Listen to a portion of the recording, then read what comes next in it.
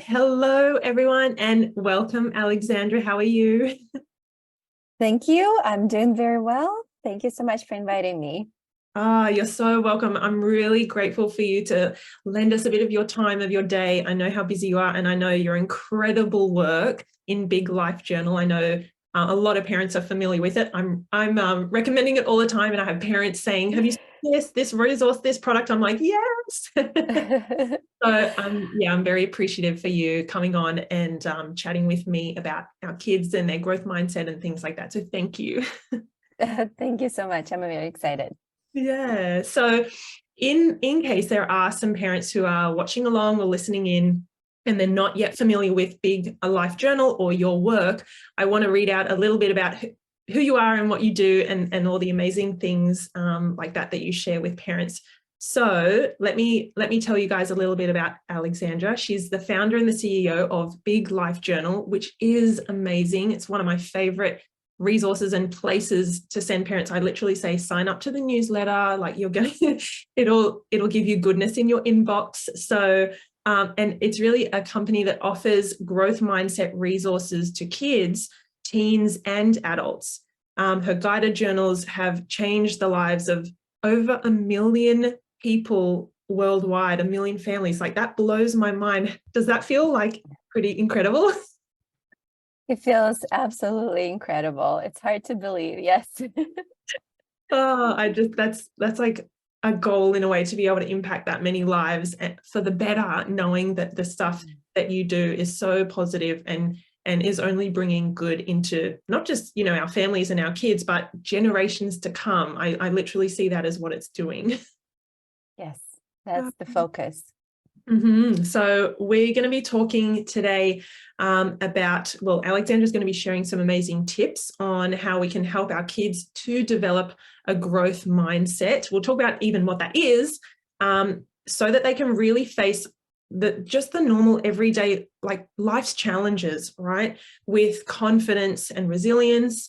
And she's going to share some specific strategies on things that we can do to help our kids understand mistakes are actually things that will help us grow, right? And so they'll be able to turn some of those I can'ts into I'll keep trying, and I will be able to. So I just love that stuff. Is this stuff that you could talk about for days and days and days?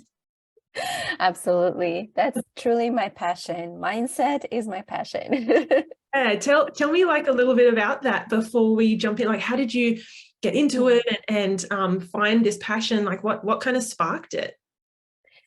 Yes, so I have always have been into personal development all my life, as far as I remember. I mean, starting in my 20s, to be honest with you. And then my husband is the same. He was very much into personal development. And before we had children, we were obsessed with attending conferences and trainings and reading books. And then when I got pregnant with our first child, Michael, we kind of sat down and had the conversation, like, how are we going to translate all this knowledge about personal development to our children so that they don't have to spend years and years and years learning this, reprogramming themselves, rewiring their brains, kind of reconditioning themselves, right? So we wanted to give them a very good start.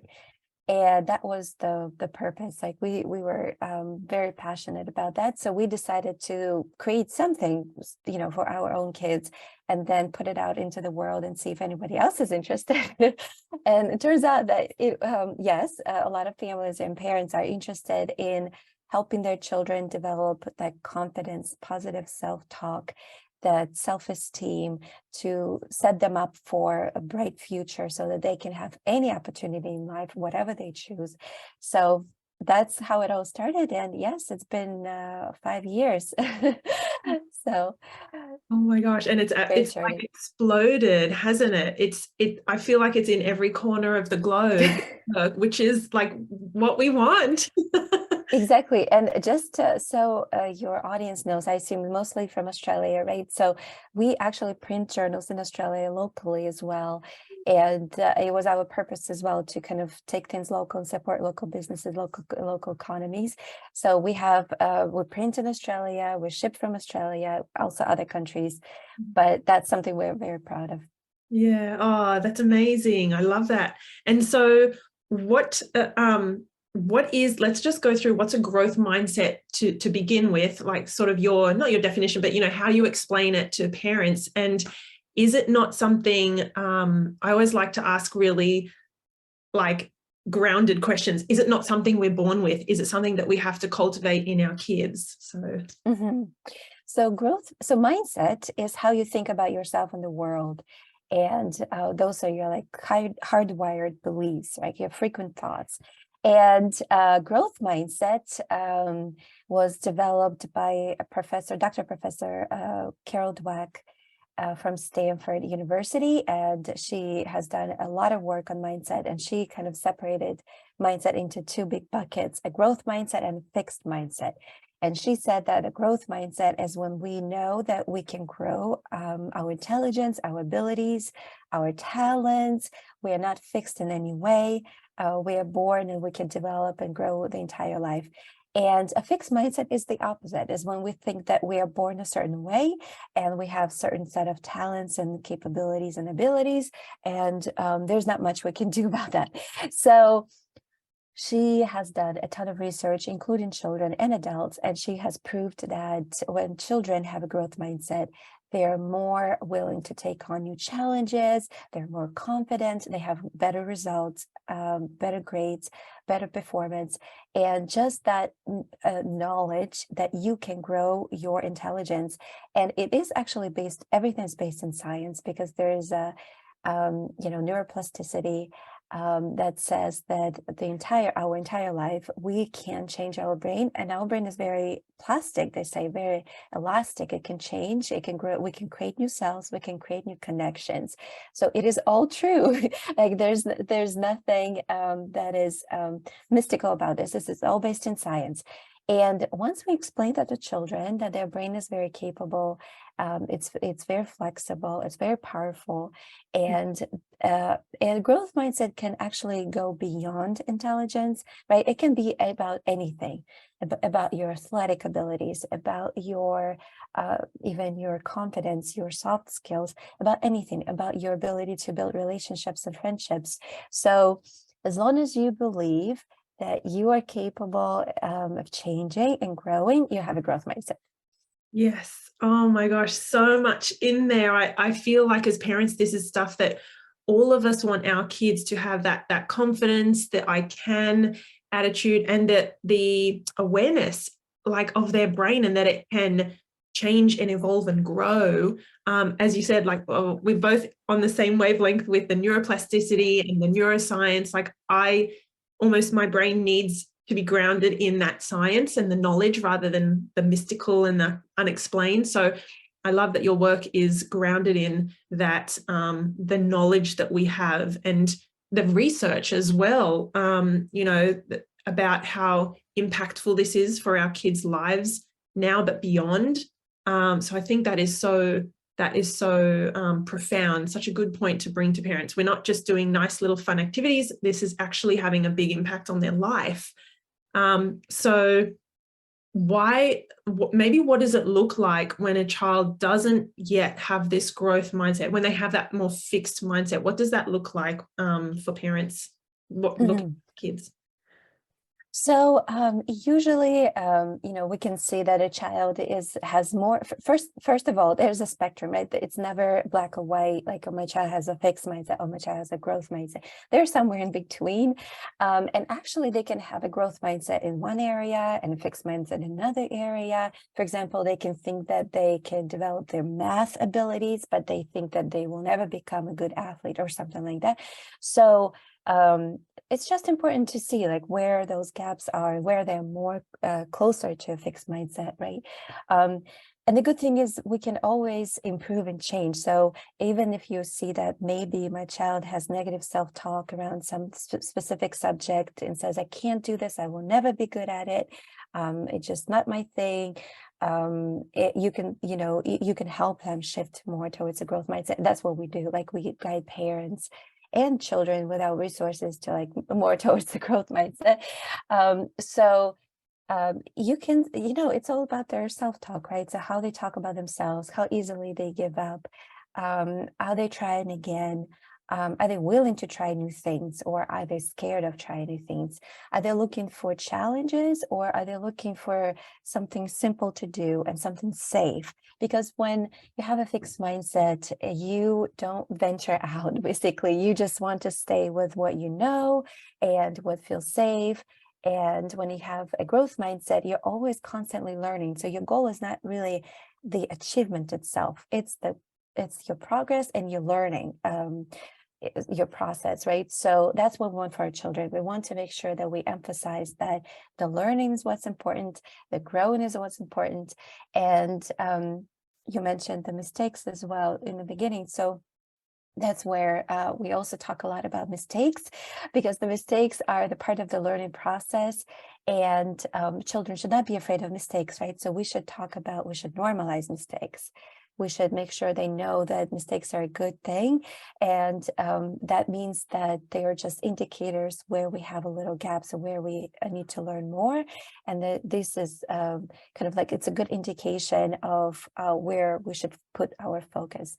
So all these things, right? So we just watch our child, see how they talk to themselves, see how easily they give up. Are they afraid of making mistakes? Are they trying new things? And kind of make our assessment.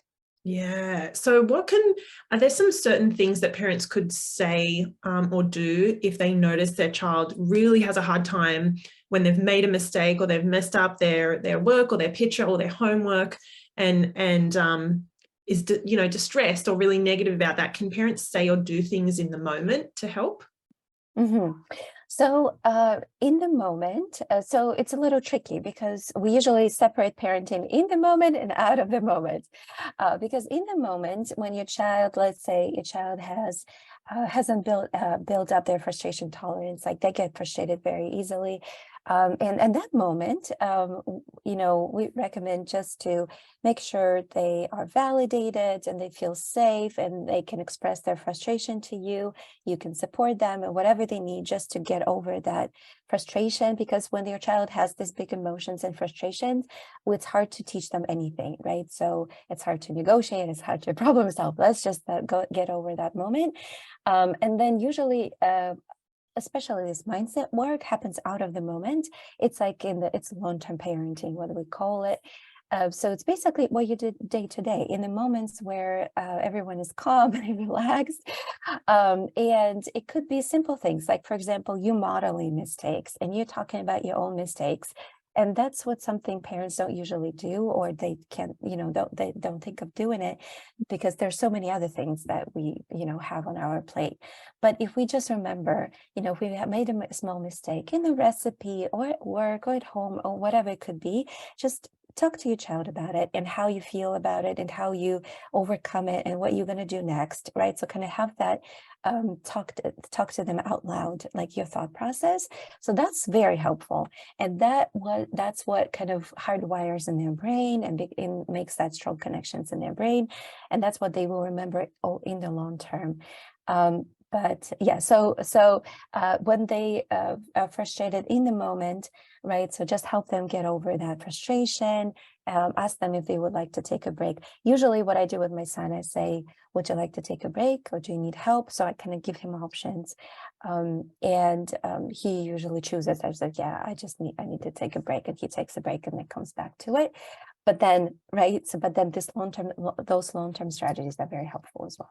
Yeah, I love that. I think it's definitely a two-way kind of approach, dealing with in the moment. And like you said, it's validating the feelings and not saying, it doesn't matter, just rub it out, start again, it's not a big deal, rather than invalidating, validating and empathizing. And then in other moments, having more conversation and modeling. I love that. It means we have to do some work and be okay with making mistakes ourselves. Damn it. Yes, and exactly. And what we found over the years, first we focused on children only and then teens, but then there's so many parents coming to us and saying, well, it's great. I love a growth mindset, but I have a fixed mindset myself and I just can't help it. And that's why we kind of slowly started moving to the adult space as well, because we know that first we need to help ourselves, and that's the hard truth. And it's actually maybe a good thing, because once you're learning all these things, you can take your child on this journey with you and kind of introduce them, to your own obstacles and challenges, and how you maybe gave up here and what you do differently next time. And all of this is super helpful, because you know what happens sometimes, children think that we're perfect, and that's a big danger, right? So we need to make sure they know that we are not perfect as adults. We make mistakes as adults, and mistakes are a good thing, and it's okay, right? We can overcome it together. So this kind of conversation is very, very helpful. Yeah, I think that is so powerful, like letting our kids know we are not perfect, and not to strive for that, because it's an impossible goal. And I think that leads to lots of sort of stress and perfectionism and things like that. So are there certain things or mistakes maybe that parents make or should try to avoid when they're trying to help their child develop a growth mindset? Are there things that we shouldn't be doing, or getting it wrong sort of thing? Any tips like that? For example, what we usually, it's helpful to pay attention to how you praise your child. So praise is very important. And that's what was actually Dr. Carol Dweck, who developed the growth mindset theory. She wrote she has a lot about that, the praising your child, giving your child feedback. So the way that we praise our child, it's very common to be very general, like, good job, you did a good job, nice, very well done, things like that. What we found is that that's not very helpful for a child, and sometimes they just tune it out. First, very specific praise is more helpful, where you specifically give them feedback on what they did right, where you see an improvement. And a growth mindset praise would be focusing on the process rather than a person. So for example, you would, instead of saying, you are so smart, you're so talented at this, you're such a good artist, it's kind of, even if it sounds great, it is assigning this a certain identity to your child. And this, in the long term, what will happen is they will not want to lose that identity. And for example, if they're labeled, so to say, as a smart child, when they're faced a harder challenge, it's by nature they would want to keep that identity of a smart child, and they might not take that hard challenge because they don't want to fail and be labeled, and disappoint someone, disappoint you, disappoint everyone else. So that's why we focus on the actions, on the process, on their soft skills, on their improvement. For example, like recently, just the other day, we had this post on Instagram that, when you see your child's grades, right, when they come back to you with their grades, instead of praising them for the good grades or asking them what happened with the bad grades, right, you ask them this question, which grade did you work the hardest on, right? So which grade was the hardest for you? Like, what was the one that you improved? Because it could be like, maybe I don't know, especially the grades in Australia, it could be a B or a C. It couldn't be that, maybe it's not the best grade, but they worked the hardest on that one. And that's what we need to pay attention to and praise and say, I really see your improvement. I really see how hard you try. You tried something new. You tried a new strategy. So all this is very helpful to develop a growth mindset. Yeah, that's actually really helpful for me, because my son's grades just came back yesterday. We're at the end of our school year in Australia, so we've got one more week of school left, and his report it's only like 2 pages because he's in year 2, and it came back, and I quickly had a flick through it. We don't pay a lot of attention to the grades and the ABCDE and stuff like that. There's a comment at the end about how he performs in the classroom and who he is and the social, like, I like that stuff. So I'm like trying to remember these notes of, focusing on which one he tried hardest at and where he feels he's grown, and and the stuff he enjoys and loves. I really like that. So thank you. Mhm. So maybe the last thing we could chat about is how could we as parents help our child to develop a love of learning? Because sometimes, our kids can fall off track and not enjoy learning or school and things like that. How can we, I love talking about the neuroplasticity and things like that, but how can we kind of foster that love of learning that they have? Mhm.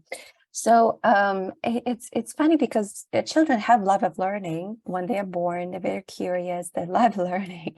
So the question should be, how can we not destroy it, right? So um, so by nature they're very curious, and and I know it's a difficult question because there's so much we can do when they're in school, and the things they learn in school, maybe they don't like some of those things, and their kind of like learning spirit goes down, and whatever they're communicated by teachers and so on and so forth. Like there is so much we can do as parents there.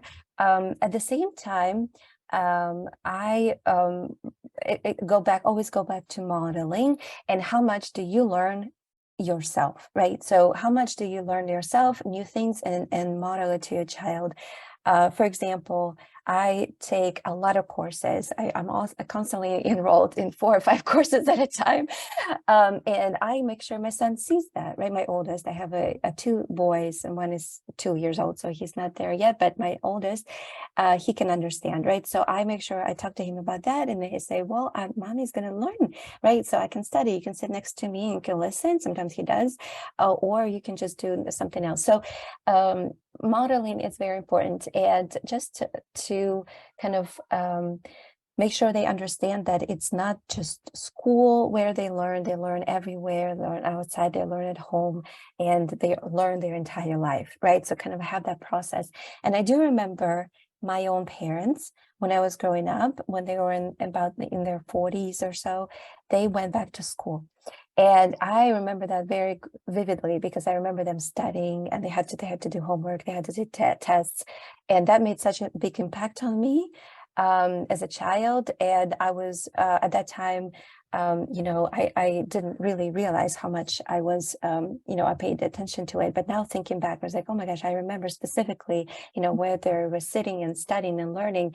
And I think, just from my own experience, I can tell you that it works. And that really made a big impression on me. And now I know that, when I do this in front of my child, it makes impression on him.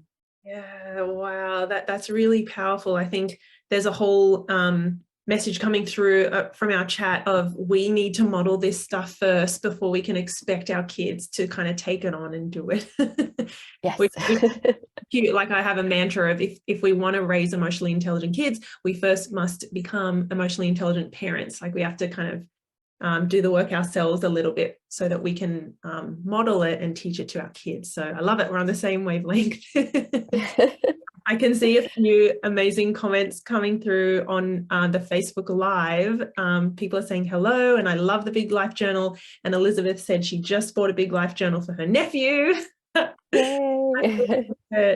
So your work is so powerful and so empowering. And so I just want to thank you for, having that sort of moment. I think you said 5 years ago, and saying, how can we not just do this for our family and our kids, but putting it out to the world, because that's just, look where we are now, impacting. Thank you. Thank you so much. I'm very grateful. Thank Thank you. you. And I think the other big takeaway I was trying to like quietly type was about the praise and giving more of that specific praise. I think for everyone watching, there's so much talk and posting and stuff on social media about praise, at least in the circles I'm in and the I guess accounts I watch and stuff. And I had Alfie Cohn on a few months ago speaking about praise and the detrimental effects, like the unhelpful things that we can do, like you said, saying good girl, good boy, great, it really kind of erodes that motivation, that intrinsic motivation. So Yeah. yeah, I think we've got So to. Yeah, one thing that I do with my son, and it works amazingly. Sometimes you don't have to actually praise them. You can ask them questions, because in the end of the day, our goal is to help them develop internal motivation, internal intrinsic motivation, and kind of move away from external validation and constantly seeking for somebody to validate them, because that's what's happening. And of course, we shouldn't restrain ourselves if we want to say something positive to our child. But what you could do is you could ask them a question and say, how do you think you did? Like, kind of like turn it back to them, and, in an exciting voice, right? So they are encouraged, or do you like it? And usually my son always, says, oh, I love it. And then he says what he loves about it. And I don't even have to say anything after that. So try it, because, right. So try asking them questions instead. Yeah, that's such a good tip, asking questions rather than giving that praise. I really like that. Thank you so much. I feel like Christmas now, just a few weeks away, perfect time to get your children or nieces or nephews and teenagers, right? You've got Big Life Journal for teenagers. So any age, and even adults, Adults as well. like, what a great time of year to be having this chat and to giving people ideas for Christmas presents that are actually really meaningful. So perfect timing, I think. Thank you so much. I'm very grateful. Yes. And we ship from Australia, which is a great thing. So you don't have to wait a moment. Yeah, so they'll come quick. That's really exciting. So I know you've got you're on your Big Life Journal on Instagram and on Facebook, and the website is Big Life Journal. I think everyone knows where to find it, but I will put the all the links and things in the Facebook Live after I jump off. And if you're watching later on YouTube, they're going to be down below, so you guys can jump in. Like, seriously, you'll browse the website for way too long. There's so many goodies and things there, and sign up for the newsletter as well. I love that. So thank you so much again for giving us your time. Thank you so much. All right. That's Thank great. you, guys. Thank you. Have a great night.